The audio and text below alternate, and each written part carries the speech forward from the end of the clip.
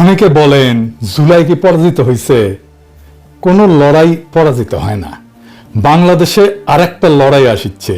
কিভাবে আসবে জানি না, কবে আসবে জানি না, কিন্তু আসবে এবং সেইটা আগের চেয়ে বেশি ভায়োলেন্ট হবে, সহিংস হবে।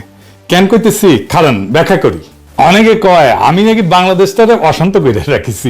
এটা শুনে হাসুম না কান্দুম বুঝবার পারি না। এই মালগুলোর ভাব এমন, আমি চুপ করে থাকলে, ফেসবুকে না লিখলে বাংলাদেশ শান্তিতে থাকলে হয়নি। আমার যদি এত হ্যাডম থাকে, ক্ষমতা থাকে, তাহলে তো পুরা বাংলাদেশের মন্ত্রিসভার আমার বাড়ির সামনে এসে আমার পাও ধরে বসে থাকা উচিত। আমি চুপ থাকলে যদি বাংলাদেশ শান্ত থাকে তাহলে তাই করা উচিত, তাই না? যেন আমি চুপ করে থাকি, আমার পাও ধরে বসে থাকা উচিত। দাদা আপনি চুপ করে থাকেন, চুপ করে থাকেন।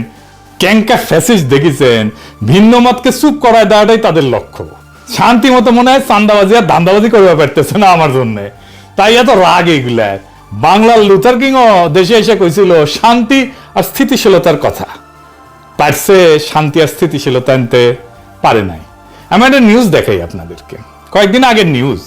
দেশের বিভিন্ন নদ নদী থেকে 7 দিনে 17 জনের মরদেহ উদ্ধার হয়েছে। প্রত্যেকটাই হত্যাকাণ্ড। হাসিনার আমলেও তো এই অরাজকতা ছিল না। দেশে শান্তি স্থিতিশীলতা আসুক, এটা তো সবাই চাইবে। দুনিয়াতে শান্তি স্থিতিশীলতা আসুক, এটা সবাই চাইবে, কোন সুস্থ মানুষ চাইবে। কিন্তু এই শান্তি আসাটা কি আমাদের ইচ্ছার উপরে নির্ভর করে?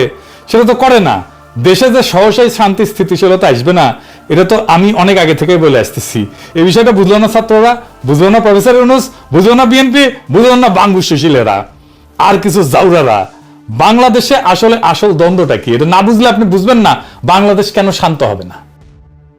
ভিডিওটি ভালো লাগলে মূল্যবান মতামত জানাতে ভুলবেন না। এমনই সব সাহসী ও তথ্য সমৃদ্ধ বিশ্লেষণ দেখতে এখনই সাবস্ক্রাইব করুন এবং যুক্ত থাকুন আমাদের সাথে। ধন্যবাদ।